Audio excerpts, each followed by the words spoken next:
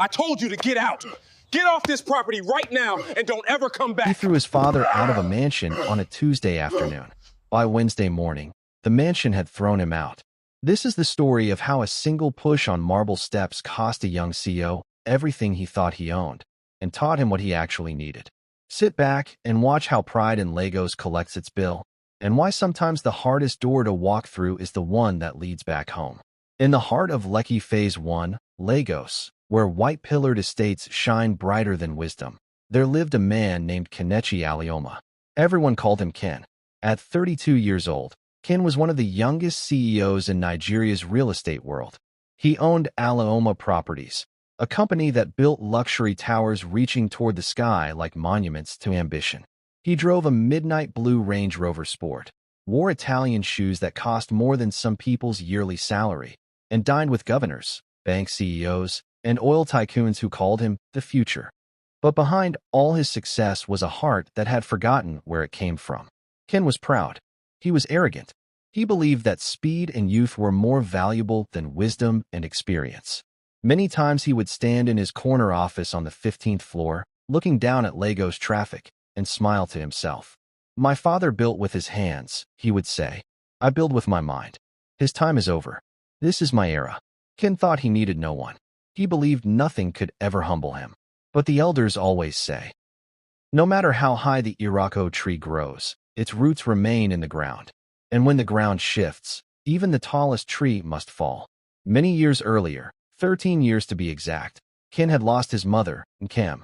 She was the heart of their home, the woman who woke at 5 a.m. to pray, who sang hymns while making breakfast, who taught him that wealth without character is poverty in expensive clothes. Her death from a sudden stroke nearly destroyed both father and son. For 1 year, their house was silent with grief. Then Benedict met Obioma, a gentle schoolteacher who volunteered at their church's widow support program. When they married 2 years after Nkem's death, Ken felt betrayed. "How can you forget Mama so easily?" he shouted at his father. Benedict tried to explain, but Ken moved out the next month, taking control of the company's new developments division. He built his own empire, fueled by anger and ambition. Every tower he erected was proof, "I don't need you." What Ken did not know was that the very success he was so proud of, the breath in his company, the beating heart of his bank accounts, all of it rested on one man's signature.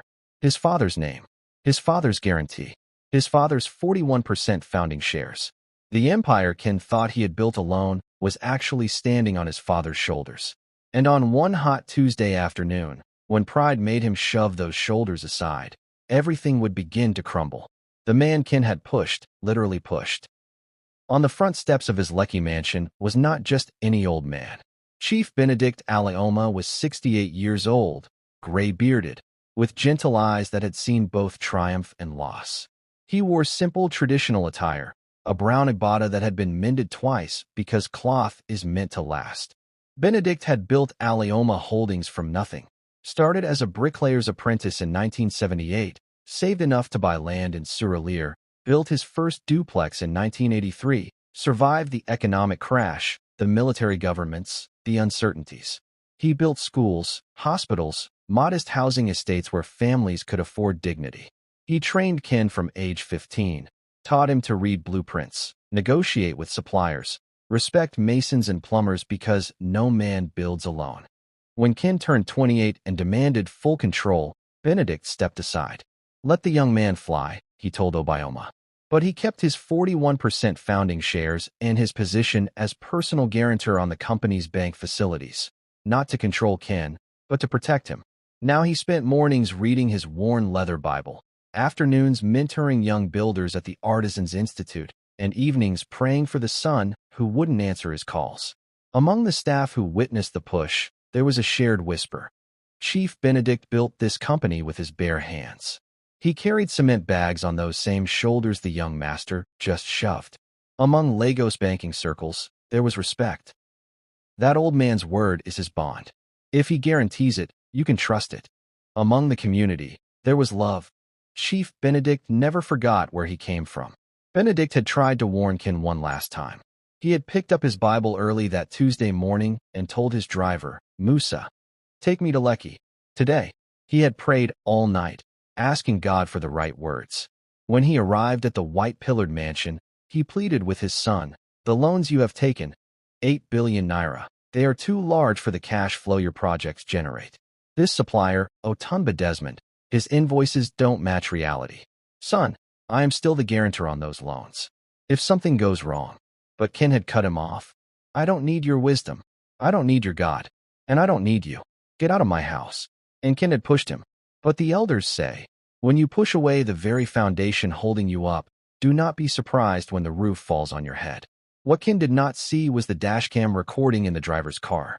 What he did not know was that the mansion's title deed was in the parent company's name, the company his father's trust would soon control. What he did not realize was that 3 banks would receive withdrawal letters by dawn.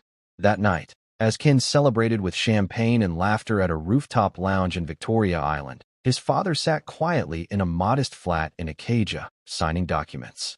Documents that would strip Ken of everything by morning. Not to destroy him, but to save him from himself. The game had just begun, but this was not a game Ken knew how to play. This was a game where marble steps became courtrooms, where pride became evidence, and where a black Bible sliding across polished tile would become the sound of judgment arriving. And this is where our story truly begins. The sun that Tuesday afternoon was aggressive, the kind of heat that makes Lagos shimmer like a mirage, where the air itself seems to have weight. Benedict sat in the back seat of a modest Toyota Camry, his Bible resting on his lap, his fingers tracing its worn leather cover the way a man might touch a photograph of someone he loved. Musa, his driver for 20 years, navigated the chaotic symphony of traffic from Acadia to Lekki, past Malu buses leaking passengers, Okada riders weaving through impossible gaps, street hawkers balancing impossible loads on their heads. "Chief, are you sure?" Musa's eyes found Benedict's in the rearview mirror. The young master said we should always call first. Benedict nodded slowly, his gaze distant. "Some conversations cannot wait for permission, Musa. Some words must be spoken face to face, even when the face does not want to see you." They arrived at the mansion just after 2:30 p.m. White pillars gleamed in the brutal sunlight. A fountain sprayed water in elegant arcs, water that could have filled 20 drums for families in Ajagunal. But here, it was decoration. The security booth housed 2 guards and a biometric scanner that cost more than 3 months of their salary combined. The guards recognized Benedict immediately. They exchanged uncomfortable glances, the kind of look that said they knew they were about to be caught between loyalty and orders. "Chief," Oga said. Benedict's voice was gentle but carried the weight of a man who had built empires before these young men were born. "I am still his father. Let me through." They hesitated. Then the older guard, remembering who had paid for his daughter's school fees 2 years ago, pressed the button. The gate slid open with an electronic hum. Inside, the living room was a testament to excess. Italian marble floors so polished you could see your reflection, abstract art on walls that cost more than most cars, leather furniture imported from Milan, a chandelier that required its own structural support. Ken was fresh from his home gym, wearing a bright red Under Armour t-shirt stretched across his muscular frame, black joggers, white sneakers that had never touched dirt. He paced while on a call, his voice animated, alive with the confidence of a man who believed the world was his for the taking. "Governor, I'm telling you, this smart city project will put Lagos on the map. International investment, technology hub, we're talking about." He saw his father walk in through the glass doors, holding that old Bible, and his entire body tensed. The change was instant. Shoulders squared, jaw clenched, eyes hardening like concrete setting. He ended the call abruptly. "Let me call you back, sir." He turned to Benedict, his voice cold as air conditioning. "What are you doing here?" Benedict stopped 3 feet away, his expression pained but determined. "Kenichi, my son, I came because I love you. I have been hearing things, troubling things, about your business arrangements. I needed to." Ken cut him off with a bitter laugh that held no humor. "Hearing things? From who? Your retired friends who couldn't compete in the new Lagos? The ones who still use flip phones and calculators? The ones who think Instagram is a telegram service?" Benedict took a breath, choosing his words the way a mason chooses bricks. "The banks are worried. The loans you have taken, 8 billion naira, they are too large for the cash flow your projects generate. And this supplier, Otunba Desmond, His invoices don't match the materials on site. Son, I went to the Eco-Atlantic project. I saw. Ken's face flushed red. You've been investigating my business? Behind my back? Spying on me like I'm some kind of criminal? Benedict raised a hand, pleading. Not investigating. Protecting. Son, I am still the guarantor on those loans. If something goes wrong, if the numbers don't add up, my name is attached. Our family name. Nothing is going wrong. Ken's voice rose, echoing off marble that amplified his rage. I've closed deals you couldn't imagine. I'm building towers that will stand for generations. I'm dining with governors while you're what? Reading that old book and praying to a God who doesn't pay bills? I'm the future, and you can't stand to see me succeed without you. Benedict's voice remained steady, almost a whisper, which somehow made it more powerful. I have never envied your success. I celebrate it every day, but success built on sand, on inflated invoices and borrowed money you cannot repay. My son, that is not success. That is a trap, and I have seen too many young men fall into it. Ken stepped closer, invading his father's space. His jaw clenched so tight the muscles jumped. Don't quote your proverbs at me. Don't preach. You abandoned us when Mama died. You have no right. Benedict's eyes filled with tears. I never abandoned you. You married another woman. 2 years. Mama wasn't even cold in the ground. Your mother has been gone 13 years, Kenichi. 13 years I have carried that grief like a stone in my chest. Obioma did not replace her. No one can replace Nkem. But I could not stop living. Your mother would not have wanted me to stop living. Ken's voice cracked with old pain and fresh rage mixing like chemicals. You stopped being my father. Now you want to stop me from being a man. Get out. Benedict closed his eyes, gripping the Bible tighter, his knuckles going pale. When he opened them, they glistened, but his voice was calm. I have never tried to stop you. I stepped aside. I gave you the company. I let you lead. But leadership without wisdom is not strength, it is danger. It is a fast car with no brakes heading toward a cliff. I don't need your wisdom. I don't need your God. And I don't need you. Get out of my house. Benedict's voice was barely audible. This is not just your house, my son. This company, this land, everything you think you own, it was built on sacrifice. Your grandfather's sacrifice, breaking his back in the sun. My sacrifice, working when other men slept. Your mother's prayers, every morning at 5 a.m. You have forgotten. Get out. Ken's roar filled the mansion. Staff members froze in distant hallways. A housemaid's hand stopped mid-polish on a banister. Benedict stood his ground, his voice sad but firm. I will leave. But hear me, Kenichi, pride always pays its bill. And when it comes, the price. Ken's control snapped like a rope pulled too tight. He stepped forward and shoved Benedict's shoulder, hard. Not a punch, but a push filled with 13 years of unresolved grief, resentment, and rage that had been fermenting in the darkness. The front marble steps. Sun blazing down. Heat radiating off white stone. Ken in his bright red t-shirt, his muscular arm fully extended, veins visible on his forearm, his face twisted in fury and pain. Eyes wide, mouth open mid-shout, teeth bared. Benedict in his brown traditional kaftan, stumbling backward, his body tilting at an angle that defied balance. One foot slipping, his eyes wide with shock and deep sorrow. Not fear, but heartbreak, the kind that comes when someone you love becomes someone you don't recognize. His hands reached out instinctively, trying to grab air, trying to find balance that wasn't there. The black leather Bible slipped from his grip, tumbling through the air as if in slow motion, pages fluttering like wounded wings. It hit the polished marble with a sound that seemed louder than it should be.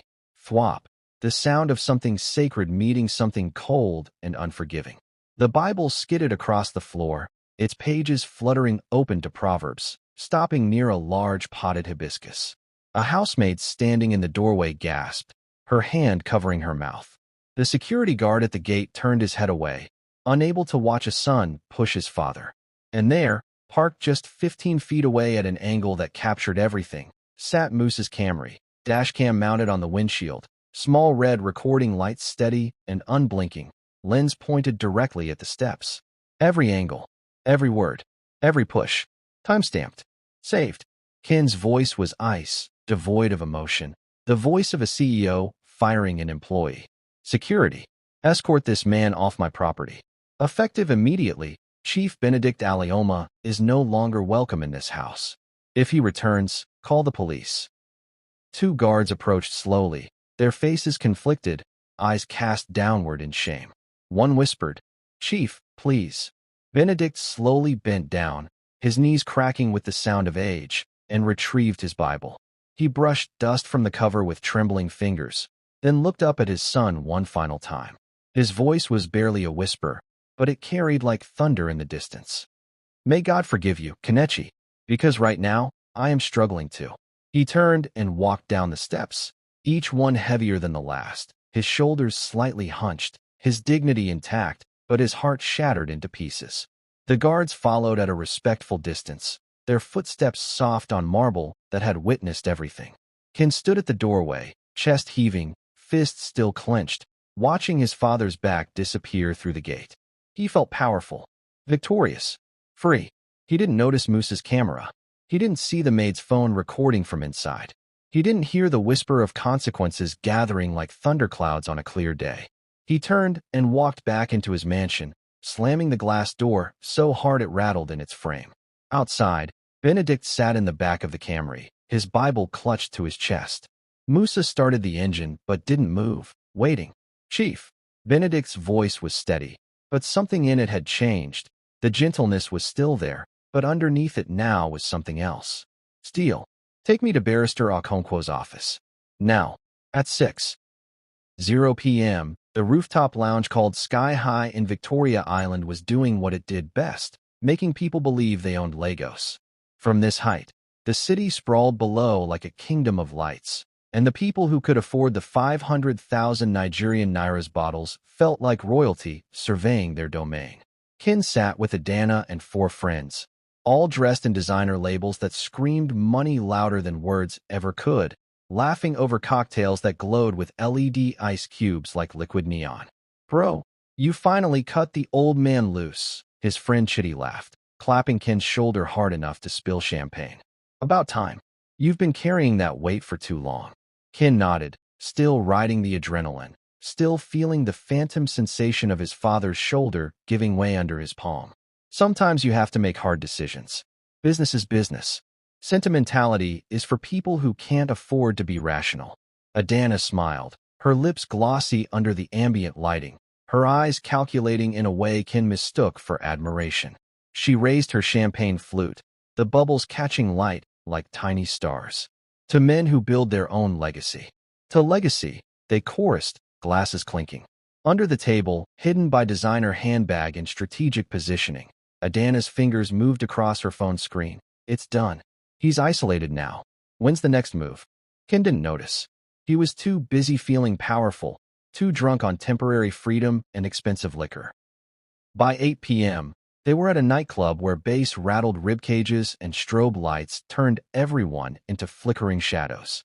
By 10 p.m., Ken's Instagram story showed him surrounded by lights, music, and people who would vanish the moment the money did, but he didn't know that yet. In that moment, he felt invincible. Meanwhile, across the city in a modest 3-bedroom flat in Ikeja GRA, Benedict sat at a simple wooden dining table that had hosted countless family meals. Across from him sat Barrister Emeka Okonkwo, 62, wearing reading glasses and carrying the weight of 30 years of Alioma family history in his briefcase. Obioma sat beside her husband, her hand gently resting on his, her presence steady as a lighthouse. Benedict's hands trembled, not from fear, but from the weight of what he must do. "I did not want it to come to this," he said, his voice thick with emotion. "I prayed. I fasted. I gave him every chance to turn back." Obioma squeezed his hand. "You are not punishing him, my husband. You are saving him from himself. Sometimes love looks like consequence." Barrister Okonkwo adjusted his glasses and spoke with the careful precision of a man who had seen empires rise and fall on the strength of signatures. "Chief, if we do not act now, the banks will seize everything when the truth about those invoices comes out. The FCC will freeze accounts. Contractors will sue. Staff will lose jobs, good people with families. At least this way, you control the dismantling. You can rebuild with purpose." Benedict nodded slowly, his jaw set. "What must I sign?" The lawyer slid 3 documents across the table, each one heavy with consequence. A letter of guarantor withdrawal, addressed to First Bank Nigeria, Guarantee Trust Bank, and Access Bank, formally notifying them that Chief Benedict Alioma was withdrawing as personal guarantor on all credit facilities, effective immediately. A covenant trigger notice, informing the banks that per Section 8.4 of the loan agreements, the removal of the primary guarantor constituted a material adverse change, making all facilities totaling 8.4 billion Nigerian nairas immediately callable unless alternate collateral of equal value was provided within 48 hours. A deed of irrevocable share transfer, transferring Benedict's 41% founding stake into a trust called the Nkem Alioma Memorial Trust for Social Housing, dedicated to building low-cost, high-dignity housing for widows, orphans, and artisans. His wife's name, immortalized in purpose. Benedict picked up the pen. His hand hovered over the first signature line. "Once I sign, there is no turning back." Obioma's voice was soft but certain. There was no turning back when he pushed you on those steps. Benedict signed all 3 documents, each signature slow and deliberate, the pen scratching across paper like a judge's gavel. The lawyer also prepared a sealed email to the Alioma Holdings Board secretary, attaching Moose's dashcam footage, clear, time-stamped, undeniable, and invoking Clause 12.3 of the Corporate Governance Charter. Any director who engages in physical violence toward a parent on company property shall be immediately suspended pending investigation. The email was scheduled to send at 6 a.m. The bank letters would arrive by courier at 7 a.m. By the time Ken woke, the machinery of consequence would already be in motion. At 10:47 p.m., in the small room in the boys' quarters, Blessing the housemaid sat on her narrow bed, her hands shaking as she watched the short video she'd recorded. Ken shoving his father, the Bible falling, that terrible sound. She sent it to her sister with a message. "You won't believe what happened today." 11:15 p.m. Her sister forwarded it to their family WhatsApp group. 17 members saw it before midnight. 11:41 p.m. A cousin who worked at a bank forwarded it to his church group. "See what wealth without God does." 43 members. 11:58 p.m. A member of that church group, a social media influencer with 89,000 followers, downloaded the video and posted it on Twitter with a caption that would change everything. Lego CEO shoves his own father and throws him out like trash. Money can't buy home training. Hashtag respect your parents. Hashtag Lego stories. The video was 13 seconds long. By 1 a.m., it had 3,200 retweets. By 2:30 a.m., it was at 8,100 retweets and climbing like floodwater. By 4 a.m., bloggers had picked it up, entertainment sites, news aggregators. By 5 a.m., it was on Instagram, TikTok, and appearing in 3 WhatsApp status updates per minute across Lagos. The city was waking up, scrolling through their phones over morning tea, and Ken's face was everywhere, frozen in that moment of rage, arm extended, pushing the man who had given him everything. The internet never forgets, and Lagos never forgives. Ken woke to his phone vibrating violently on the nightstand, the sound like a swarm of angry bees trapped in glass. He reached for it, eyes half open, head pounding from last night's drinks, mouth tasting like regret and expensive champagne gone sour. The screen was flooded with notifications, 31 missed calls, 19 text messages, 12 emails. He sat up, heart suddenly racing, the room spinning slightly. First email, from firstbank.nigeria at corporate, subject, urgent, guarantor withdrawal and immediate facility review. The words blurred, then sharpened into focus like a punch. "We have received formal notice from Chief Benedict Alioma withdrawing as guarantor. Per covenant terms, we require your immediate presence at 9 a.m. to discuss alternate collateral.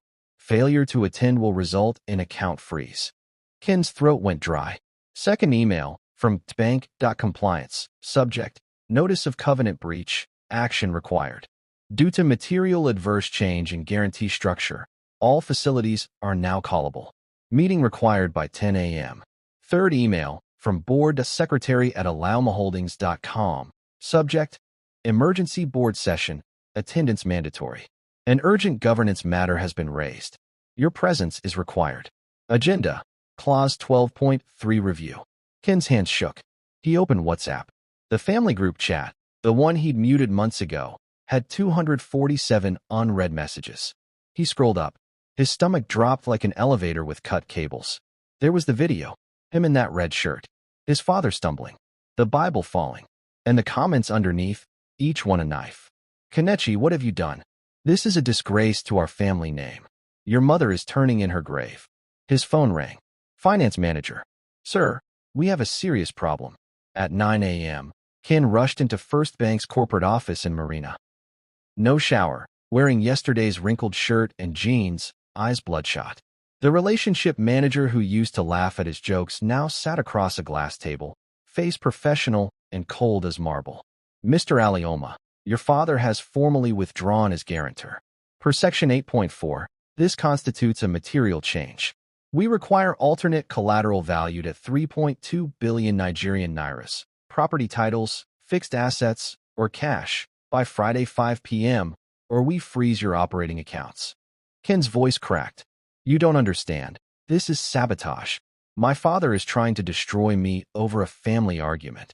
The banker's expression didn't change. Sir, this is contract law. Do you have alternate collateral? Ken had nothing. The properties were mortgaged. The machinery was leased. The cash was already spent on the next phase. I need time. You have until Friday. Same conversation at GT Bank. Same at Access Bank. By 10:15 a.m., 8.4 billion Nigerian nairas in credit was frozen. Contractors' payments bounced.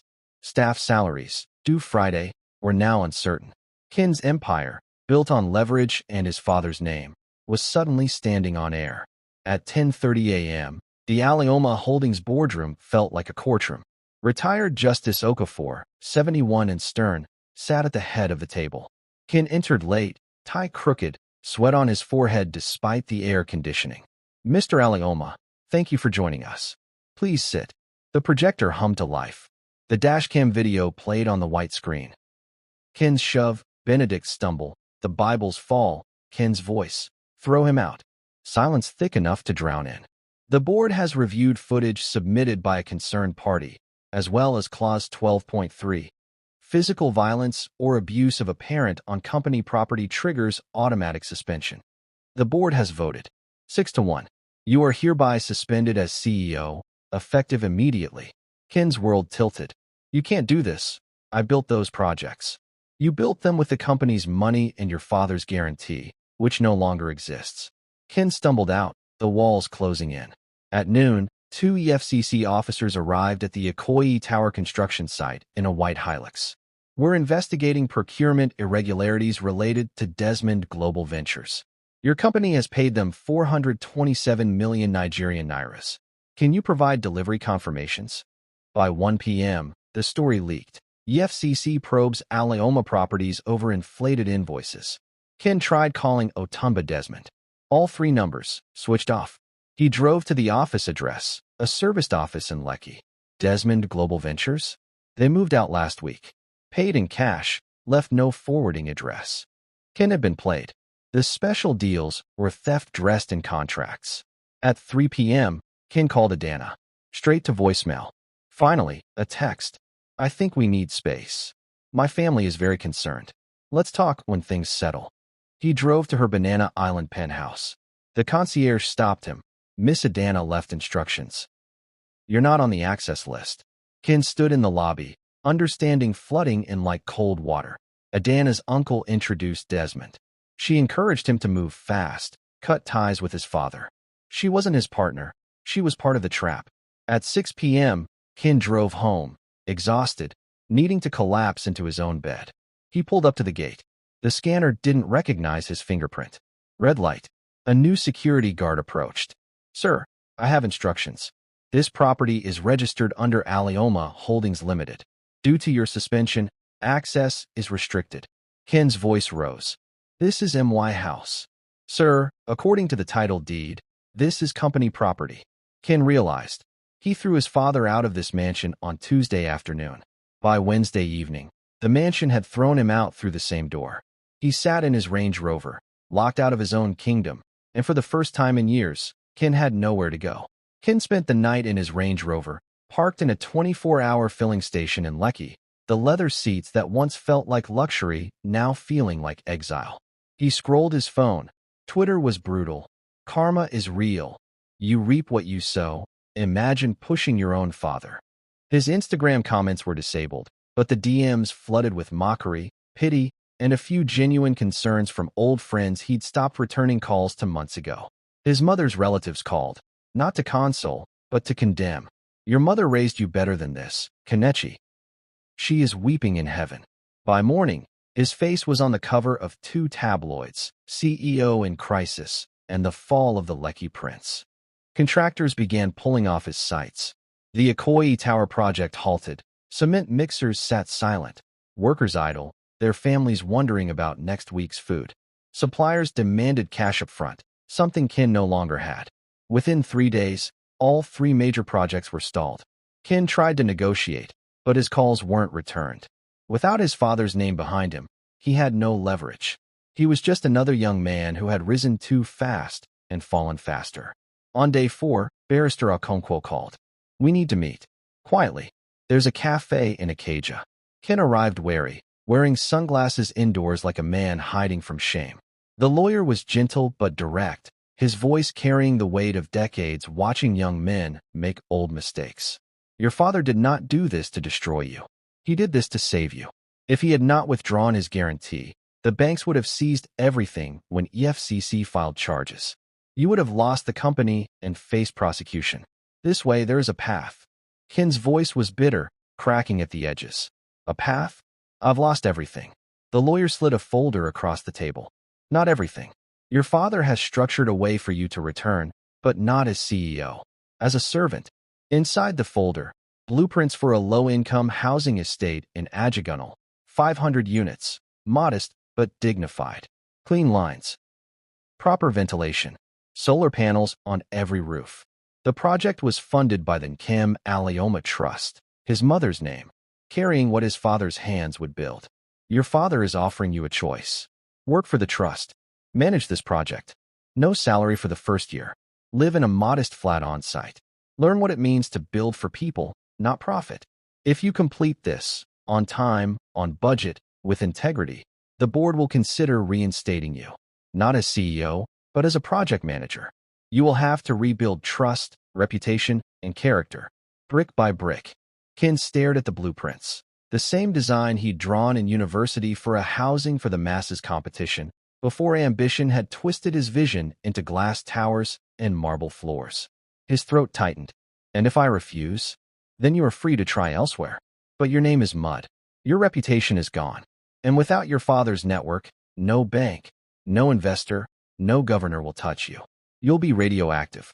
Ken closed the folder with trembling hands. I need time to think. You have until Monday.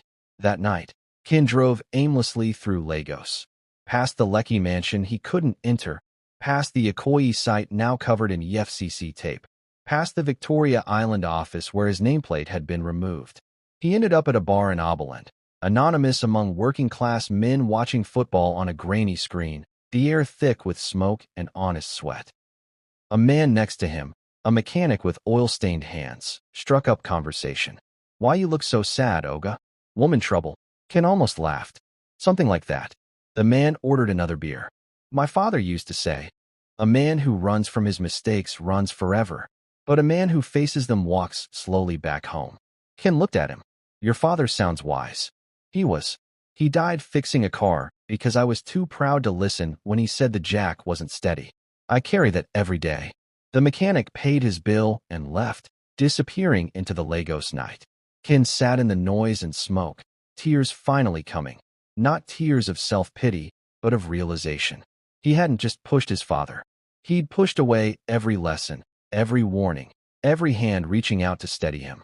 And now he was alone, not because the world was cruel, but because he'd built walls instead of bridges. Monday morning, Ken returned to Barrister Okonkwo's office. His clothes were wrinkled. His beard was unkempt. But his eyes were clear for the first time in days. I'll do it. The Ajigunal project. I'll do it. The lawyer nodded. Your father will meet you at the site on Wednesday. Come prepared to listen.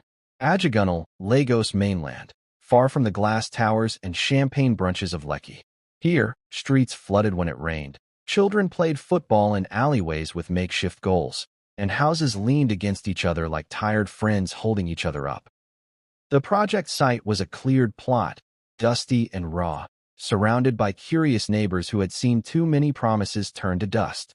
Ken arrived in his Range Rover, now battered from sleeping in it, the leather interior smelling of desperation and regret.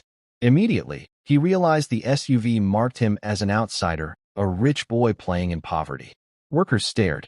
A site foreman, an older man named Baba Benga with white hair and hands like leather, approached. "You are the new project manager?" Ken nodded. Baba Benga studied him with eyes that had seen decades of builders come and go.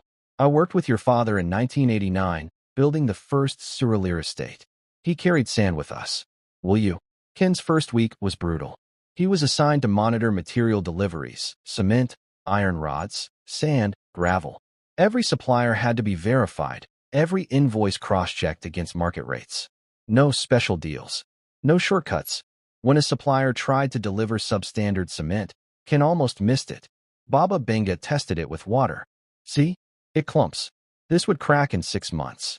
People would die." Ken realized how close he'd come to approving it, just like he'd approved Desmond's fake invoices without question. He started asking questions. Why this grade of iron? Why this type of foundation? The workers, initially suspicious of this fallen prince, began to teach him. A young mason named Emeka showed him how to check for levelness. "Oga, if the foundation is crooked, the whole building will lean. No amount of paint can fix a crooked foundation." Ken wrote everything in a notebook.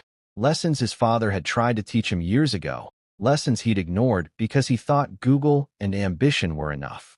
Week 3, the trust organized a community meeting in a crowded church hall. Widows and single mothers packed the benches, curious and hopeful but guarded. Ken stood at the front, awkward in his wrinkled shirt, and explained the plan. 500 units, rent to own for 15,000 Nigerian nairas per month, with proper plumbing and playgrounds. One woman raised her hand, Mama Ngozi, a widow who sold vegetables. "Oga, we have heard promises before. Big men come, take pictures, then disappear. How do we know this is real?" Ken's throat tightened. He thought of all the glossy brochures he'd printed for luxury towers, the investors he'd promised 40% returns, the corners he'd cut. "Mama, I cannot ask you to trust me based on my words. I have made many mistakes, but I promise I will be here every day. You will see me, and if I fail you, you can hold me accountable." An old woman in the back stood slowly. "You are Chief Benedict's son?" Ken nodded. "Then you have good blood. But blood is not enough. We will watch you." Over the following weeks, Ken learned their names, their stories. Mama Ngozi's husband had died in a building collapse caused by substandard materials. Mama Patience's son had fallen from scaffolding that wasn't properly secured. Every widow carried a story of loss connected to careless construction. Ken realized, this is who his shortcuts would have killed. Week 6, the rainy season arrived with fury. The Ajagunal site flooded, ankle-deep water across the foundation area. Ken panicked, but Baba Benga stayed calm. "This is why we spent 2 extra weeks on drainage. Watch." The water flowed through the carefully designed channels, away from the foundation. By morning, the site was dry. That afternoon, news arrived. The Ikoyi Tower site, the one Ken had rushed, had flooded. The basement was submerged. Repairs would cost 180 million Nigerian nairas. Week 8. A courier delivered a handwritten letter. Ken recognized his father's careful script. "My son, I have been watching from a distance. Baba Benga tells me you arrive before sunrise and leave after dark. He says you listen now. This is good. But do not think hard work alone will heal what was broken.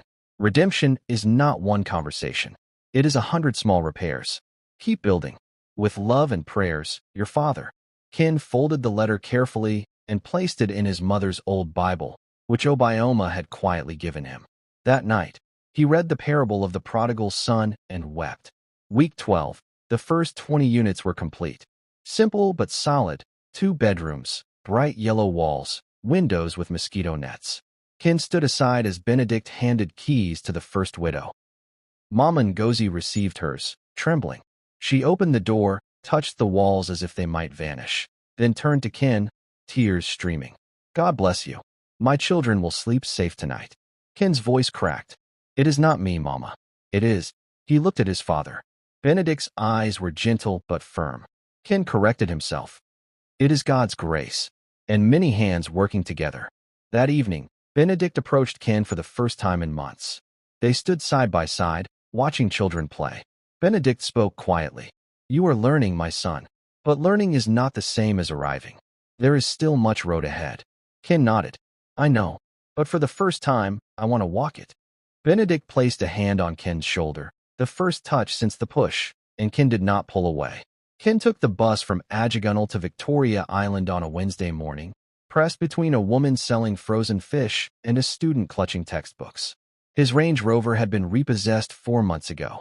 His Italian shoes had been replaced by worn work boots that still carried yesterday's mud.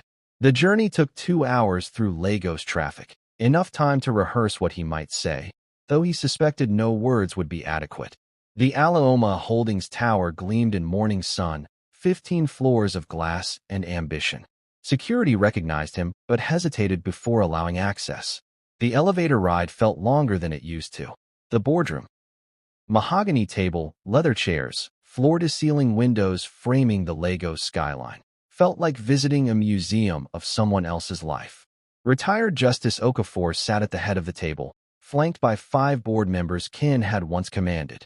Now he stood before them, humble and uncertain, hands clasped like a student awaiting judgment. Mr. Alioma, the chairman began, his voice carrying the weight of 30 years on the bench. The board has reviewed comprehensive reports from Barrister Okonkwo, Baba Benga, and the trust's independent auditors. The Ajagunal project is 6 weeks ahead of schedule and 3.2 million Nigerian nairas under budget. Community feedback is overwhelmingly positive. You have demonstrated responsibility and remarkable transformation. Ken waited, knowing the word however was coming. However, Justice Okafor continued, we also reviewed the EFCC findings. While criminal charges were not filed against you, Otunba Desmond has been arrested and faces 23 counts of fraud. Your negligence allowed 427 million Nigerian nairas to be stolen from this company. That money belonged to investors, banks, and families who trusted the Alioma name for 40 years. Ken's voice was steady, stripped of the arrogance that once defined it. You are absolutely right, sir. I was reckless. I prioritized speed over integrity. I signed documents I didn't read because I was too proud to ask questions. I hurt good people, contractors who weren't paid, workers who lost jobs, families who trusted us. There is no excuse. Justice Okafor studied him for a long moment. The board has decided you may return to the company, but not as CEO. You will serve as senior project manager for all trust developments, reporting directly to Chief Adebayo. Your salary will be 350,000 Nigerian nairas monthly. He paused, letting the number sink in. Less than Ken used to spend on a weekend. You will also personally supervise restitution payments to every subcontractor affected by the crisis. This will take approximately 3 years. Do you accept these terms? Ken thought of the mansion, the champagne nights, the applause of men who had vanished when the money did. Then he thought of Mama Ngozi crying as she received her keys, of Baba Benga patiently teaching him to check foundation levels, of children playing safely in corridors that wouldn't collapse. I accept. Thank you for this chance. Ken's first act was repair. He visited the site engineer he'd once berated for moving too slowly, now working for a competitor. They met at a bukka in Yaba over plates of umla and yudu. Biodun, I treated you like a machine, not a man. You were right about those timelines being unsafe. I should have listened. I'm sorry. Biodun studied him skeptically. Words are easy, Oga. I know. Which is why I'm not just apologizing. I spoke to your new employer. Told him you saved lives by insisting on proper curing time. He's promoting you to lead engineer. Biodun's eyes widened. You did that. It's the least I could do. You were right. I was wrong. The world should know. Over 6 months, Ken visited every person he'd hurt. The finance manager who'd warned him about Desmond's invoices, he asked her to teach him proper auditing. Some doors remained closed. A contractor whose family business nearly collapsed because of unpaid invoices refused to see him. Ken left a handwritten letter and a bank draft for the full amount plus interest, then walked away. Not every apology could be accepted, but he kept trying. 9 months after his suspension, Ken's phone buzzed with an unknown number. "We need to talk." Chief Adeyemi, Adana's uncle. They met at Freedom Park, sitting on weathered benches while Lagos moved around them. Chief Adeyemi looked decades older, suit wrinkled, eyes hollow. "The FCC seized everything. My brother-in-law, Desmond's partner, got 12 years.